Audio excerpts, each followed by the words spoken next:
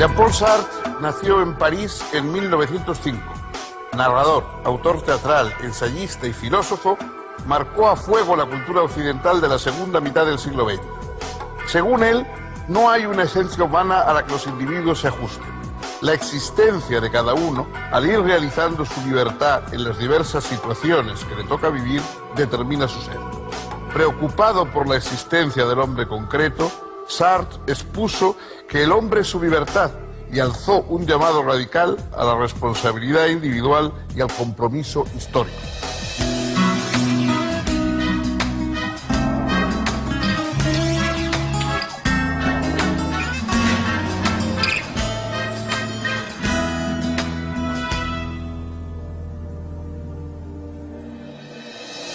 Amigas, amigos, ¿cómo les va?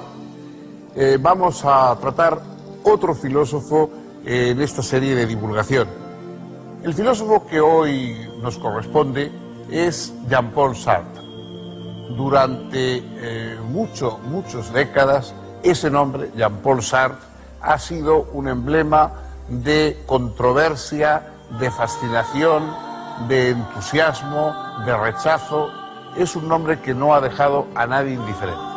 Jean-Paul Sartre no solo es, sin duda, una de las figuras importantes de la historia del pensamiento contemporáneo, no solamente es probablemente el filósofo moderno en Francia más destacado y uno de los más destacados también en Europa, sino fue un personaje que llevó a cabo una labor de subversión, de agitación cultural, de enfrentamiento a los poderes públicos y a una serie de causas que le parecían nefastas, que le hacen extraordinariamente importante en el imaginario colectivo de esa época centrada en mayo del 68, en las sublevaciones estudiantiles, etc.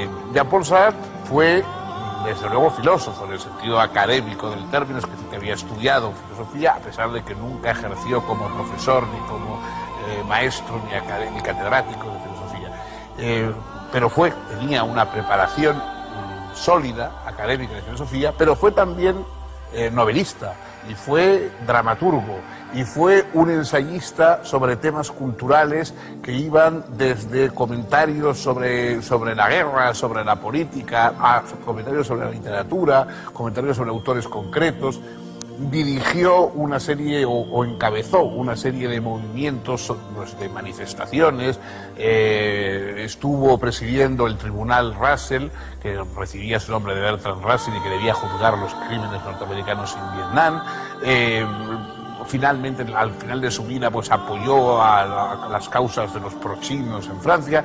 Fue un personaje extraordinariamente controvertido, vitalísimo, y que desde luego ha dejado una estela, pues, muy grande en el siglo XX. Vamos a ir siguiendo en parte esa estela en los próximos minutos.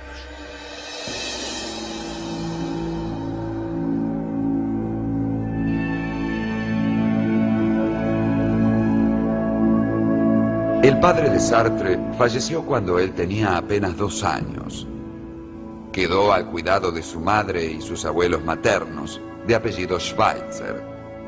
Por ese lado de la familia, el pequeño Jean-Paul estaba vinculado al médico, músico y escritor Albert Schweitzer, ganador del premio Nobel. El abuelo de Jean-Paul dirigía un instituto de lenguas vivas. El niño pasó por varias escuelas, pero completó su enseñanza básica con maestros privados. En 1917, su madre contrajo nuevamente matrimonio, instalándose en La Rochelle, en cuyo liceo fue inscripto el joven Sartre. Luego de concluir el bachillerato, ingresó en la Escuela Normal de París, obteniendo allí en 1928 su título en filosofía. En esos años empezó a intervenir en la vida intelectual francesa. Publicó algunos textos y conoció a una muchacha que sería una de las más importantes ensayistas y narradoras francesas, Simone de Beauvoir. Estableció con ella una pareja decidida a no degenerar en obligación ni en costumbre. A partir de 1929, una vez cumplido su servicio militar, se dedicó a la enseñanza filosófica. A partir de 1932, comenzó a interesarse seriamente por la fenomenología. Entre 1933 y 1935, realizó estudios de posgrado en Berlín y Friburgo. Retornó luego a París, ejerciendo la docencia en el Lycée Condorcet. Escribió entonces La trascendencia del ego. En 1936 publicó La imaginación y en 1938 su primera novela, La náusea, con gran éxito. En 1939 dio a conocer también un volumen de cuentos, El muro, y un ensayo filosófico, El bosquejo de una teoría de las emociones. Al declararse la Segunda Guerra Mundial, fue inmediatamente movilizado. Sartre había hecho su servicio militar en la unidad de meteorología. Prestó ahora servicio en esa misma unidad, en Nancy, pero en junio de 1940 fue hecho prisionero y trasladado a Alemania. En el campo de prisioneros releyó El ser y tiempo de Heidegger. Las notas de esa lectura serían el germen de El ser y la nada. En 1941 fue liberado y volvió a su cátedra de filosofía en el Liceo Pasteur. Participó entonces, aunque solo intelectualmente, de la resistencia. Hasta la liberación de París, en agosto de 1944, militó en el grupo Socialismo y Revolución y sostuvo la necesidad de un frente común antinazi. En esos años publicó un ensayo, Lo imaginario, los 2 primeros volúmenes de una novela, Los caminos de la libertad, cuyo tercer tomo recién aparecería en 1949, y un par de obras teatrales, Las moscas y A puerta cerrada. También un denso y voluminoso tratado titulado El ser y la nada, ensayo de ontología fenomenológica. Ese tratado, que apareció en 1943, generaría, junto con sus 2 novelas y las obras teatrales escritas hasta entonces, un movimiento que presidiría la vida intelectual de los años siguientes, el existencialismo.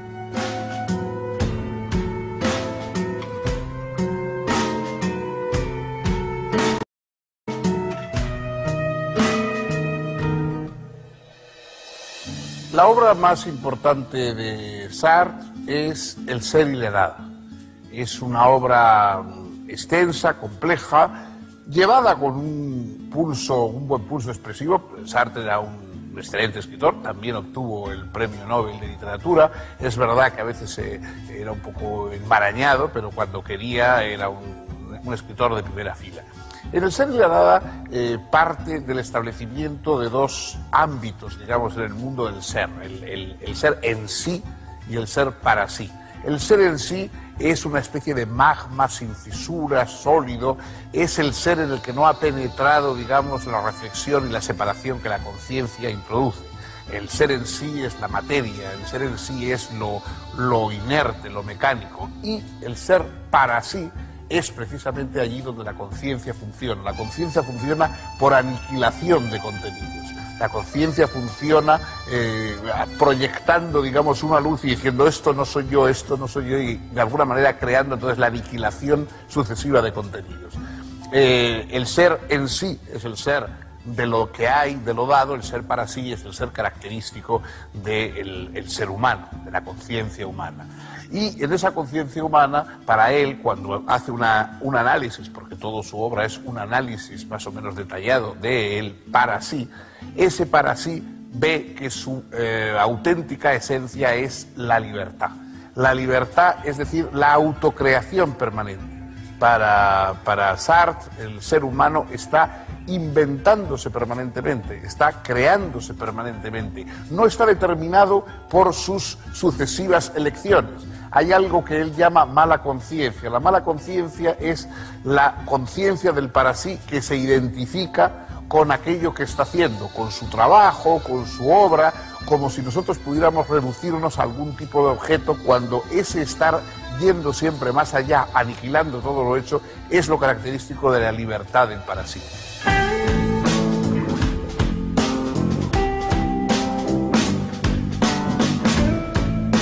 El ser y la nada supone un diálogo profundo y crítico con la tradición filosófica, desde Descartes hasta Heidegger, pasando por Hegel y Husserl. Explica allí Sartre que la conciencia, como ya lo había mostrado Husserl, es siempre conciencia de alguna cosa. Nace, pues, atraída por un ser que no es ella. Este algo trascendente a la conciencia, que es puesto por ella, es lo que llamamos fenómeno. Si soy consciente de esta mesa, ella no está contenida en mi conciencia, sino puesta como trascendente. No se trata de un aparecer exterior que disimule la verdadera naturaleza del objeto. No apunta a algo que esté detrás de él. El fenómeno es absolutamente indicativo de sí mismo. Así, el ser del mundo fenoménico es simplemente lo que es. Escribe por eso que el ser es en sí, es lo que es sin razón, sin causa y sin necesidad. De tal modo, es absolutamente contingente y, por tanto, perfectamente gratuito, imprevisible y absurdo. El ser en sí es la total inmediatez de las cosas consigo mismas. Y si la conciencia es conciencia del ser, ha de ser distinta del ser. El ser en sí es denso, pleno, macizo, idéntico a sí mismo. La conciencia es distanciamiento o separación respecto del ser. De suyo es no ser. Con ello, Sartre rechaza toda sustancialización de la conciencia. La conciencia no es una cosa, sino pura espontaneidad, temporalidad y libertad. De hecho, el ser del hombre consiste en la libertad, que, en tanto nada de ser, no puede conocerse ni definirse. Una definición de algo es su esencia, pero en el hombre no hay una esencia a la que los individuos fácticos se ajusten. Más bien, la existencia de cada uno, al ir realizando su libertad en las diversas situaciones que le toca vivir, determina lo que es. Este es el sentido de la famosa frase de Sartre: en el hombre la existencia precede a la esencia. El hombre se hace a sí mismo. Su ser no está predeterminado. Lo que llega a ser depende de sus elecciones. La libertad pertenece a la estructura misma de la conciencia. En ese sentido, dice Sartre, se está condenado a ser libre. No se puede dejar de elegir y, por lo tanto, de estar expuesto al fracaso y al ser nada frente al mundo y ante los otros hombres. Esta libertad constitutiva se reconoce en la angustia. Es en la angustia donde el hombre comprende su ser como libertad originaria. Todas las elecciones particulares son dirigidas por una proyección del yo ideal, que puede ser, por supuesto, diferente del que ella cree que es su yo ideal. Así, todas las acciones de un hombre son libres, porque están contenidas en aquella original elección libre a la que Sartre llama proyecto. Pero el hombre puede disimular su libertad para enmascarar la angustia. Para ello me identifico con ciertos roles o con ciertas respuestas tomadas de otros y pretendo entender mi libertad solo como una propiedad entre otras. Digo que no puedo hacer esto o aquello, cuando en verdad debería decir que elijo no hacerlo. Esta es la estructura de lo que Sartre llama mala fe. Por otra parte, al analizar la temporalidad, Sartre señala que el hombre huye del ser que fue hacia el ser que será. Huye, pues, del ser hacia el ser. Pero esta huida del hombre solo acaba en la muerte, que es la imposibilidad de todas sus posibilidades. Según Sartre, el hombre aspira contradictoriamente al proyecto ideal de ser el en sí para sí, el consciente autofundado, o por decirlo de otro modo, Dios. Ser hombre es tender a ser Dios, porque el hombre es fundamentalmente deseo de ser Dios. Este proyecto imposible hace del hombre una pasión inútil. El hecho es que, mientras vive, el para sí no es más que su huida hacia sus posibilidades. Por ello, tiene que hacerse. Ser para él es elegirse. El hombre es, pues, absolutamente responsable de su ser. Lleva sobre sus hombros el peso íntegro del mundo. Es responsable del mundo y de sí mismo en tanto que manera de ser. Así, la libertad de elección se exterioriza, pues, en la acción. Esta cobra su significación verdaderamente humana al integrarse en un proyecto que le confiere sentido. Reveladoramente, el libro termina con una serie de interrogantes situados en el campo moral en torno de una cuestión básica. ¿Puede la libertad tomarse como fin a sí misma y reivindicar plenamente su responsabilidad?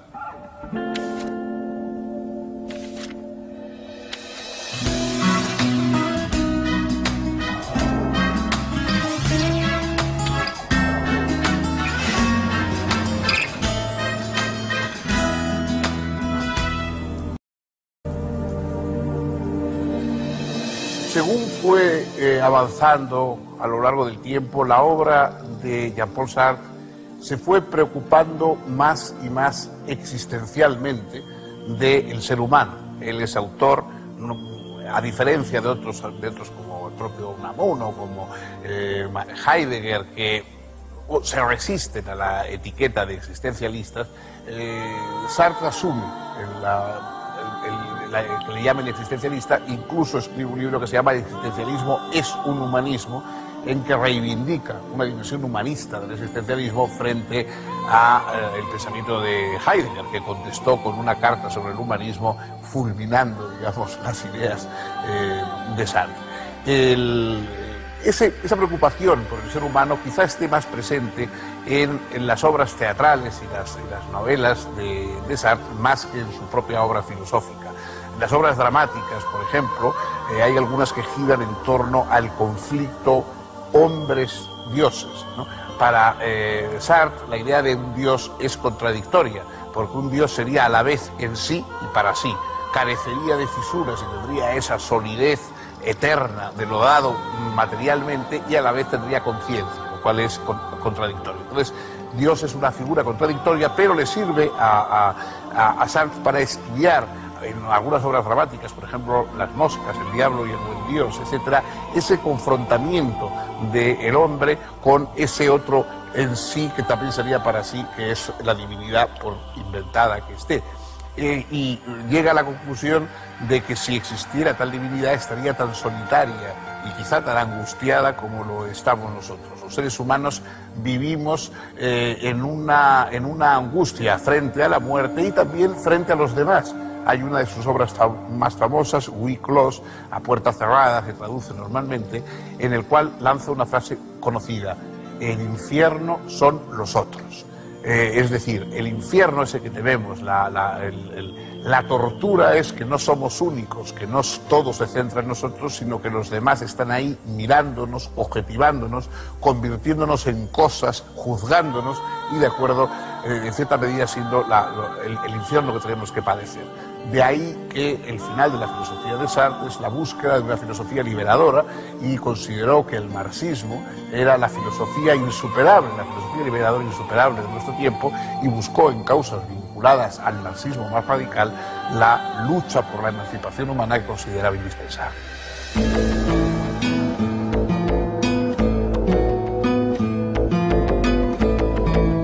En 1945, Sartre y su amigo, el filósofo Maurice Merleau-Ponty, fundaron Le Temps Moderne, una de las revistas más importantes de la posguerra. Sartre decidió abandonar la actividad docente y vivir de su trabajo como escritor. En ese año pronunció también su célebre conferencia El existencialismo es un humanismo. En ella defendió la necesidad del compromiso histórico más allá de toda ilusión, porque, según expresó entonces, no es necesario tener esperanzas para obrar. En los años siguientes escribió numerosos artículos sobre infinidad de temas y presentó varias obras teatrales. También dio a conocer importantes trabajos teóricos, entre los que deben mencionarse Baudelaire, Saint-Genet, comediante y mártir, cuestiones de método, materialismo y revolución, qué es la literatura y en especial la crítica de la razón dialéctica, obra que intentó realizar la síntesis de existencialismo y marxismo. Sartre se había acercado al Partido Comunista durante la década del 50, pero se apartó de él en 1956 a causa de la invasión soviética a Hungría. En esa época escribió El fantasma de Stalin. No obstante, se siguió sintiendo cercano al marxismo. En 1964 se le concedió el Premio Nobel de Literatura, que rechazó por considerarlo un reconocimiento burgués. En cambio, en 1967, aceptó asumir la presidencia del Tribunal Russell, constituido en Estocolmo para juzgar los crímenes de guerra estadounidenses en Corea y Vietnam. A partir de los sucesos de mayo de 1968, Sartre defendió la necesidad de una organización a la izquierda del Partido Comunista. Se vinculó de ahí en más a grupos de extrema izquierda. Comenzó a ser tildado de utópico. En alguna ocasión se definió curiosamente como maoísta libertario. Publicó aún Las Palabras y los 3 volúmenes de El idiota de la familia, además de numerosos artículos. Después se vio obligado a detener su actividad por razones de salud. Sartre estaba ciego de un ojo desde los 3 años. Ahora, al sufrir una hemorragia detrás del ojo sano, quedó imposibilitado de leer o escribir. En adelante, su obra será solo oral, entrevistas, alocuciones públicas, diálogos, declaraciones. A su lado siempre estaría su amiga y compañera Simone de Beauvoir. Víctima de un edema pulmonar, Jean-Paul Sartre murió en París el 15 de abril de 1980. Más de 20.000 personas formaron parte del cortejo fúnebre. Su figura dominó la segunda mitad del siglo XX como la de un pensador y escritor insobornable en la afirmación de la libertad y en la exigencia del compromiso.